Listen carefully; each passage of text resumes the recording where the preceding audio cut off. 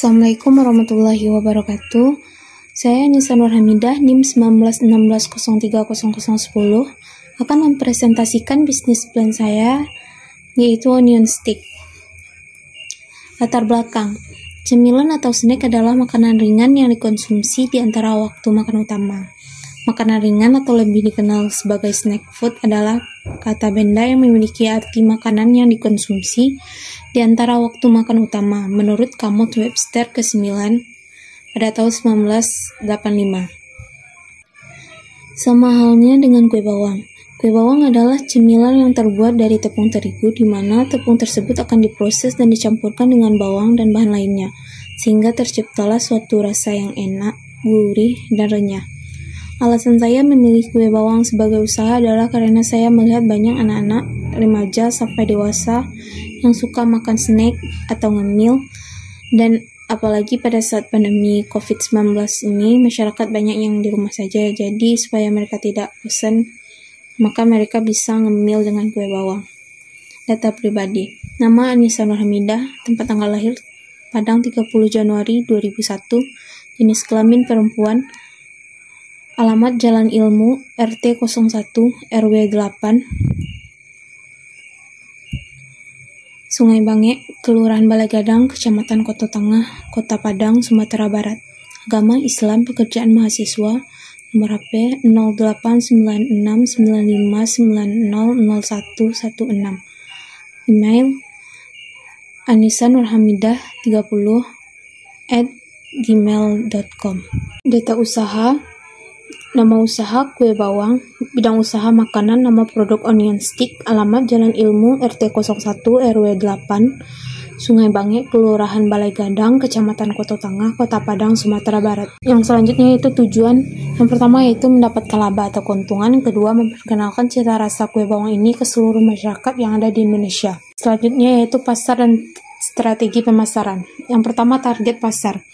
Target pasar utama adalah seluruh masyarakat yang ada di Padang dan Olahan Panjang, karena kue bawang ini memiliki rasa yang berbeda dengan kue bawang lainnya, sehingga usaha ini dapat berkembang pesat. Yang kedua yaitu strategi pemasaran. Yang pertama, kekuatan produk. Produk ini tanpa pengawet, kemasannya praktis, harganya sangat terjangkau, dan rasanya enak. Kekurangan produk ini yaitu tidak tahan lama, atau hanya tahan sampai 3 minggu saja, dan banyak bersaing dengan produk yang serupa. Selanjutnya itu peluang. Pemasarannya luas, dan harga kue bawang ini mulai dari 1.000 sampai 60.000 sesuai dengan berat dan ukurannya. Promosi dilakukan dengan cara meletakkannya di warung-warung kecil pinggir jalan, lalu melalui mulut ke mulut dan melalui sosial media. Tempat yaitu warung-warung pinggir jalan dan rumah produksi. Selanjutnya yaitu aspek teknis dan teknologi. Yang pertama yaitu rencana pengembangan. Yang pertama yang dilakukan yaitu evaluasi lokasi. Untuk lokasi penjualan, saya menjualnya di daerah Olahan Panjang, Sumatera Barat, karena peluang usaha di sana sangat besar dan peminatnya pun banyak. Yang kedua yaitu sarana dan prasarana. Pertama, sarana. Sarananya itu baskom, ampia, kompor gas, wajan, sendok, nampan atau piring, HP. Yang kedua yaitu prasarana. Prasarananya yaitu tempat memproduksi kue bawang itu tersebut. Selanjutnya yaitu tenaga kerja. Yang pertama yaitu juru masak, ketahui semua kondimen dan komposisi dalam pembuatan kue bawang serta terampil dalam memasak. Yang kedua yaitu pemasaran. Pada bagian ini mereka akan langsung memasarkan ke warung-warung, dan nantinya juga akan ada promosi melalui media sosial. Yang ketiga yaitu ahli keuangan. Bagian pengelolaan dan keuangan mampu mengatur dana masuk dan dana keluar, dan juga bagian penerimaan pesanan mampu berbicara dengan baik dan sopan santun dengan pelanggan agar pelanggan tetap berlangganan di toko kita. Dan yang keempat yaitu bahan utama dalam pembuatan kue bawang ini adalah tepung terigu, bawang merah, bawang putih, dan daun bawang. Selanjutnya yaitu bangunan dan tata letak. Untuk saat ini saya belum memiliki toko untuk penjualan, tetapi kedepannya saya ingin membangun toko yang sederhana namun terkesan mewah, dan saat ini untuk tempat produksi masih di rumah saya. Selanjutnya yaitu jadwal pelaksanaan. Untuk pelaksanaan penjualan ini rencananya saya akan memulainya pada awal November karena saya harus mengumpulkan modalnya terlebih dahulu. Dan yang terakhir yaitu estimasi harga. Untuk 2 kg tepung terigu menghasilkan 120 pieces kue bawang harga 1000-an. Dengan berat 20 gram, biaya yang dikeluarkan yaitu sebesar 53.000. Berikut adalah bahan baku dan bahan-bahan pembantu. Untuk bahan baku itu sendiri menghabiskan biaya sebesar 47.000 dan untuk bahan pembantu menghabiskan biaya sebesar 6.000. Jadi total pengeluaran sebesar 53.000. Selanjutnya analisis teknis dan teknologi. Yang pertama, proses operasi usaha. Rencana penjualan akan dilakukan pada hari Selasa saja diantarkan ke warung-warung. Selanjutnya, rencana persediaan produk. Kami hanya memproduksi pada hari Kamis, Jumat, dan Sabtu. Rencana kebutuhan tenaga kerja. Untuk tenaga kerja untuk saat ini saya masih mengajak keluarga saya. Selanjutnya itu rencana pengawasan sampai rencana pemesanan dari konsumen. Kami hanya melakukan pengawasan sekali seminggu dan untuk pemesan bisa langsung ke tempat produksi atau bisa melalui WA atau media sosial lainnya. Selanjutnya itu kebutuhan bahan operasi. Yang pertama yaitu pendanaan.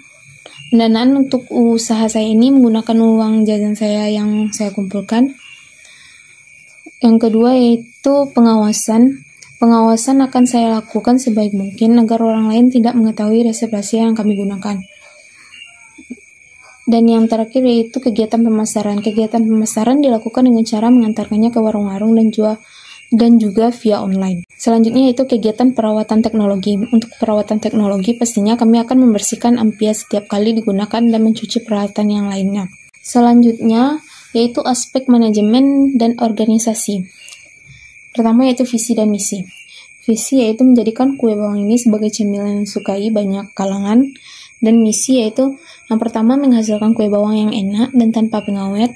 Kedua memberikan pelayanan yang terbaik. Dan ketiga memberikan kualitas yang terbaik. Struktur organisasi. Owner yaitu saya sendiri, Anissa Nur Hamidah. Staf pemasaran Halimatus Syadiah. Staf administrasi atau keuangan Muriani. Staf produksi Alifa Dujiani. Selanjutnya yaitu job desk. Untuk owner sendiri, tugasnya itu menetapkan peraturan dalam usaha atau perusahaan. Yang kedua bertanggung jawab terhadap usaha. Dan yang ketiga mengatur jalannya usaha. Selanjutnya yaitu tugas dari staf pemasaran. Staf pemasaran yaitu bertugas merencanakan strategi pemasaran produk, menetapkan harga jual yang sesuai, merencanakan proses pendistribusian produk, memberikan pelayanan yang sesuai dengan standar, menyusun strategi pengenalan produk baru, dan yang terakhir menyusun target penjualan produk. Selanjutnya, tugas dari staf administrasi yaitu mengatur keuangan perusahaan, mencatat semua transaksi keuangan, dan membuat catatan laba rugi perusahaan. Dan tugas staf produksi yaitu bertanggung jawab terhadap pelaksanaan proses produksi, mengontrol proses produksi, melaksanakan rencana produksi, serta kebijakan produksi. Selanjutnya yaitu Bagangan. Berikut adalah Bagangan yang saya buat pada minggu pertama Oktober, pengumpulan data dan pengolahan data. Minggu kedua, pencarian modal. Minggu ketiga, pembentukan badan usaha. Minggu keempat Oktober, pembelian bahan baku. Dan awal November itu mulai produksi. Selanjutnya yaitu aspek keuangan. Yang pertama yaitu pasar. Permintaan pada bulan Januari tahun 2020 yaitu 100, Februari 120, Maret 110, dan selanjutnya yang telah saya buat di PowerPoint. Selanjutnya yaitu kapasitas. Produk maksimal yaitu 94,68. Kapasitas mesin yaitu 40, jumlah mesin 3, kapasitas maksimal 120. Selanjutnya gaji. Untuk gaji tenaga kerja langsung yaitu pada tahun 2020 1.440.000, tahun 2021 1.584.000, dan pada tahun 2022 1.742.400. Selanjutnya itu gaji tenaga kerja tidak langsung. Total biaya gaji tenaga kerja tidak langsung yaitu pada tahun 2020 yaitu 4.416.000, tahun 2021 4.857.600, dan tahun 2022 5.343.360. Selanjutnya yaitu investasi. Aktiva berwujud yaitu mesin Ampia, kursi dan meja kerja, kursi dan meja tamu, instalasi listrik, perlengkapan, keranjang sampah, dan yang terakhir P3K. Total investasi yaitu 7.630.000 dan total penyusutan 1.849.333. Selanjutnya yaitu biaya produksi. Untuk biaya produksi yaitu pada tahun 2020 122.596.433. Pada tahun 2021 176.092.932. Dan untuk tahun 2022 239.081.259. Dan untuk bahan baku pada tahun 2020 180.000, tahun 2021 198.000, dan tahun 2022 217.800 dengan asumsi kenaikan harga 10%. Dan begitu juga dengan plastik kemasan pada tahun 2020 itu sebesar Rp50, 2021 Rp55, dan 2022 Rp61. Total kebutuhan dana tahun pertama sama dengan total investasi ditambah biaya produksi tahun pertama. Jadi jumlahnya adalah 130.226.433. Selanjutnya itu sumber dana. Dana yang dibutuhkan yaitu sebesar 130.226.433. Itu saya gunakan modal sendiri. Dan selanjutnya yaitu HPP. Harga pokok penjualan. Selanjutnya yaitu HPP. Harga pokok penjualan di sini yaitu 124.919.433 ditambah dengan PPN 20%. Jadi total harga pokok penjualan yaitu 137.411.376 dan ditambah volume produksi sebesar 622. Harga jual produk yaitu 220,919. Selanjutnya itu laba rugi. Total pengeluaran di sini yaitu 124.156.433 itu pada tahun 2020, dan laba setelah pajaknya yaitu 10.603.955, dan pada tahun 2021 itu total pengeluaran sebesar 177.730.932 dan laba setelah pajaknya yaitu 12.051.793. Dan pada tahun 2022 total pengeluaran yaitu 241.159. Dan laba setelah pajaknya yaitu 10.058.969. Selanjutnya itu harga jual pada tahun 2020 yaitu sebesar 220, dan pada tahun 2021 231, dan 2022 243. Selanjutnya itu cash flow. Kas akhir pada cash flow ini yaitu pada tahun pertama 135 juta, 49.721, tahun kedua 148.950.847, dan tahun ketiga 160.859.149. Selanjutnya yaitu neraca. Aktiva lancar yaitu kas, aktiva tetap, peralatan dan perlengkapan, akumulasi depresiasi.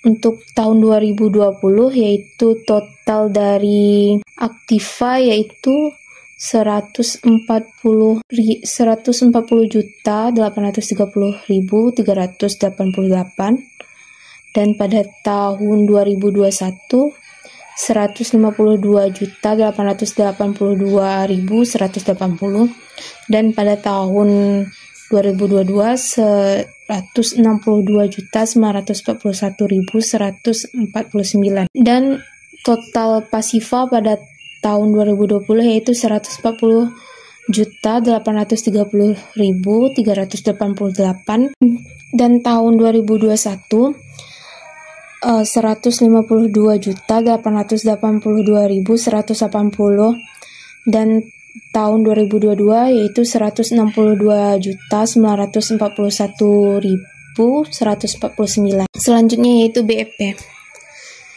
BEP harga pada tahun 2020 yaitu 59.046.559. Pada tahun 2021 80.896.599. Pada tahun 2022 120.617.099. Dan BEP unit pada tahun 2020 yaitu 267, pada tahun 2021 349, dan pada 2022 495. Selanjutnya yaitu PBP. Seperti yang telah saya buatkan pada PowerPoint ini, bisnis ini dinilai layak karena pengembalian investasi lebih cepat dari umur investasi. Baiklah, hanya itu yang dapat saya sampaikan. Apabila banyak kata-kata yang salah atau dalam penyampaiannya kurang tepat, saya mohon maaf. Wabillahi taufiq wal hidayah. Assalamualaikum warahmatullahi wabarakatuh.